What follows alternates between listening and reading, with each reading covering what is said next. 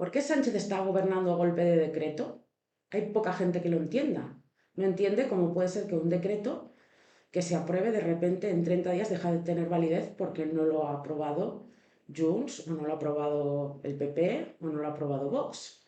De repente dice, ¿y qué ha pasado? Pues lo que ha pasado es que este gobierno, pues es eso, gobierna a golpe de decreto. Esta no es la forma ordinaria de legislar. La forma ordinaria de legislar es interponiendo un proyecto de ley ante el Congreso, donde el gobierno presenta este proyecto de ley y entonces se debate dentro del Congreso y se pueden introducir enmiendas, tanto a la totalidad como de forma parcial, es decir, artículos concretos. Después de que se hayan establecido las comisiones parlamentarias para debatir estas enmiendas, este proyecto puede ser aprobado. Si es aprobado, pasa al Senado. Y si en el Senado también se pueden introducir enmiendas también a la totalidad o bien al articulado en concreto. Y si es aprobado, finalmente la ley se aprueba. Si no se ha aprobado en el Senado, vuelve al Parlamento y en base a una mayoría especial, pues se puede aprobar o no el proyecto de ley. Claro, este tipo de forma de legislar, que por un lado en una democracia es la forma ordinaria de legislar, la que debería ser, porque al final es el Parlamento el que debe aprobar las leyes, el que debe debatirlas, no es el que está utilizando Pedro Sánchez. Teniendo en cuenta el poco apoyo que tiene dentro del Congreso, se ve obligado, o no se ve obligado, simplemente es que es más fácil poner un decreto ley que implica pues, una serie de medidas que tú apruebas dentro del Consejo de Ministros que sabes que te van a apoyar porque son parte de tu gobierno. Eso lo publicas en el BOE y al cabo de 30 días eso se convalida por el Congreso o bien no se convalida. ¿Cuál es la diferencia entre legislar mediante un proyecto de ley o mediante un decreto ley?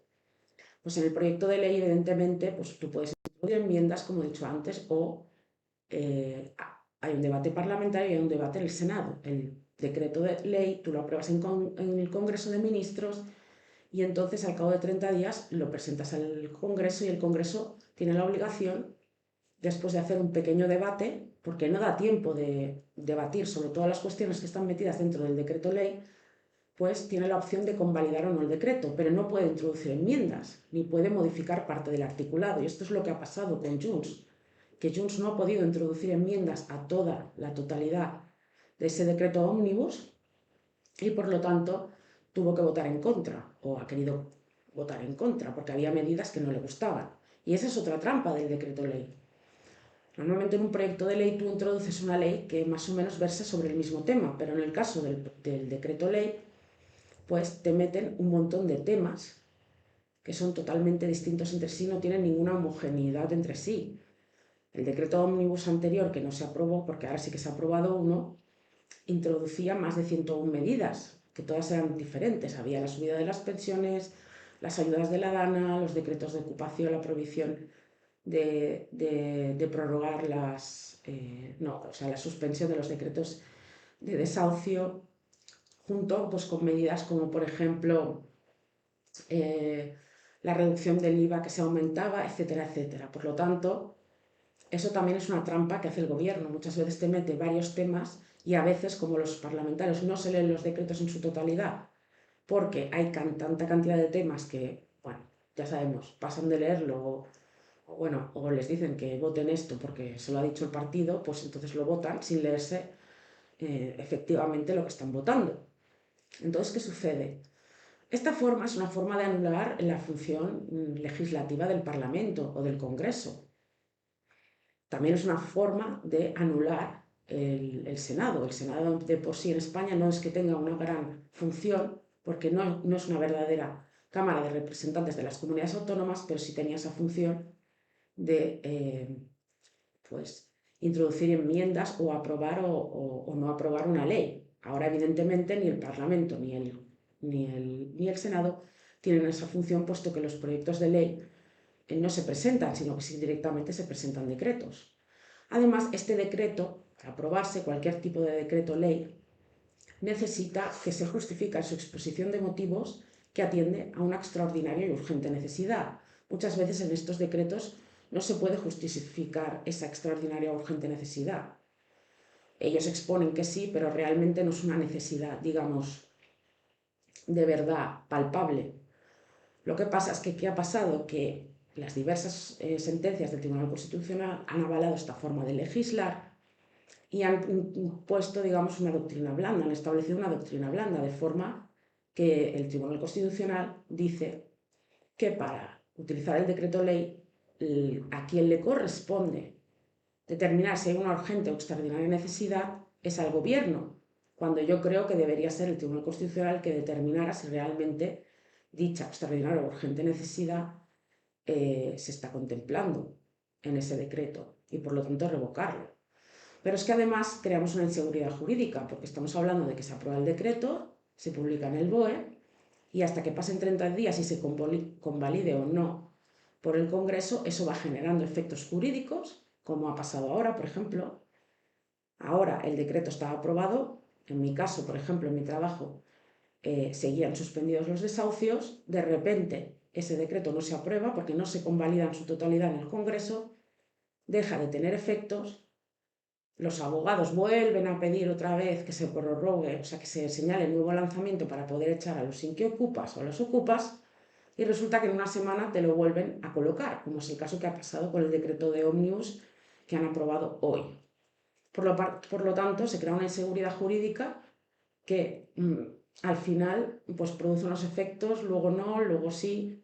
Entonces es totalmente, yo diría que antidemocrático, pero es la forma de legislar de Pedro Sánchez. A ver, en toda la democracia, desde que llevamos del régimen del 78, se han aprobado un montón de decretos leyes, esa es la verdad. Lo cierto es que todos los gobiernos han abusado, pero especialmente el gobierno del Pedro Sánchez en los últimos 4 años ha aprobado más de 100 decretos leyes. Pues por eso, porque es una forma fácil de legislar, no se pueden introducir enmiendas, te comes lo que hay tal y como está cocinado, y si te gusta bien, y si no, pues votas en contra, y si tienes suerte se anula, o si no, pues te lo has de comer así. Asimismo, nuestra legislación, como no pasa en otras legislaciones, como es el caso de la italiana, permite que haya estos decretos con una heterogeneidad de temas, es decir, que tú puedas mezclar ahí temas distintos que no tengan nada que ver en el mismo decreto. O además, también imposibilita a los ciudadanos o a las personas que tengan cierto interés en saber cuál es, digamos, el trabajo ordinario del gobierno, del Parlamento, en saber que se ha aprobado o no. ¿Dónde acudes si realmente no puedes buscar por una ley en concreto, sino que tienes que bucear allí en el decreto para saber que se ha aprobado y que no?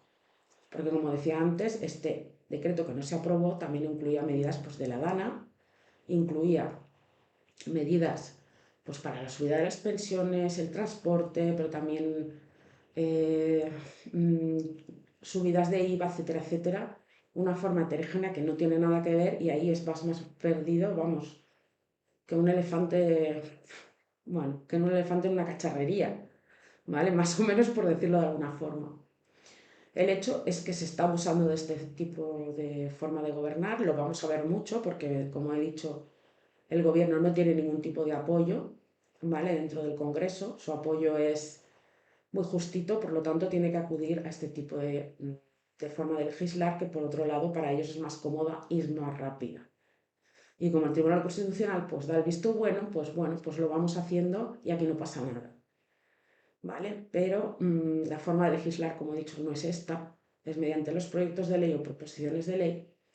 Y luego, como último, pues quería comentar que se ha introducido a través de Junts, entre comillas, una compensación a los propietarios que tengan inquiocupas o ocupas en sus viviendas, pero que realmente esto es falso, porque esto ya estaba legislado en otro Real Decreto Ley del año 2020, exactamente el Real Decreto Ley 37 de 2020, del que hablaré en un próximo vídeo, sobre cómo se articulan estas compensaciones a los propietarios por el hecho de tener que aguantar pues, a sus ocupas o a sus inquiocupas, pues que sigan ahí ocupando el piso sin pagar y sin marcharse. Pero esto ya lo trataré en un próximo vídeo. De momento, pues tenemos que se van haciendo estas trampas legislativas y que se anula toda la actividad parlamentaria de todo tipo, también la posibilidad de las minorías de introducir enmiendas o de intentar poder legislar y bueno, esta es la forma que vamos a ver a partir de ahora, que ya hemos visto pero ahora que el gobierno tiene una mayoría mucho más ajustada, lo veremos mucho más. Bueno, gracias por verme. Si os ha gustado el vídeo, por favor, darle deditos arriba y suscribiros al canal, que no lo digo nunca, se me olvida. Y espero que os haya gustado el vídeo. Gracias.